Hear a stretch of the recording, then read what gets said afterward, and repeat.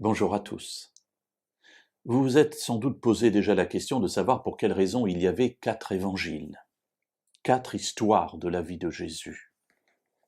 L'apôtre Jean, dans son livre, au chapitre 20 et au verset 30, nous dit « Jésus a fait encore en présence de ses disciples beaucoup d'autres miracles qui ne sont pas écrits dans ce livre. » Alors la question évidemment c'est pourquoi 4 évangiles et pourquoi en avoir 3 qui semblent dire toujours la même chose, seul le 4e se démarque un peu, alors qu'il y aurait tant de choses à dire. 2 réflexions, si vous me permettez, sur ce sujet aujourd'hui. La première, c'est pour montrer que, même s'il y en a 4, l'histoire de la vie de Jésus est très limitée. C'est-à-dire que les évangélistes, ceux qui ont rapporté la vie de Jésus, ont choisi des événements, en ont écarté d'autres, tout cela pour construire le récit qu'ils voulaient faire de la vie de Jésus. Mais s'il avait fallu faire un compte-rendu précis, comme on pourrait en faire un maintenant avec un film, eh bien, il aurait fallu et on aurait pu écrire beaucoup d'autres livres. Parce que la vie de Jésus ne se résume pas à ce qui est écrit dans ces 4 évangiles.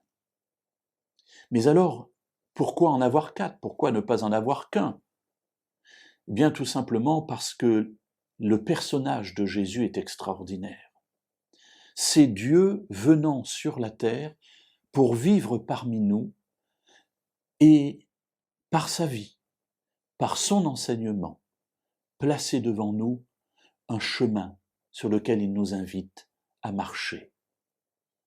4 évangiles, dont les 3 premiers qui racontent à peu près les mêmes événements, et c'est là la deuxième remarque que je voudrais faire, c'est que il aurait pu y en avoir 100 des évangiles. Parce qu'en fait, chaque évangile, c'est-à-dire chaque récit de la vie de Jésus, rapporte la manière dont Jésus a vécu, vu au travers de celui qui écrit. Or, nos regards sont différents, parce que nous sommes tous différents les uns des autres, et chacun va apporter un éclairage sur un événement de la vie de Jésus, et c'est l'ensemble de ces éclairages sur cet événement qui va nous rapporter la chose que Jésus a vécue, ce qu'elle a été comme influence sur ceux qui étaient autour de lui à ce moment-là.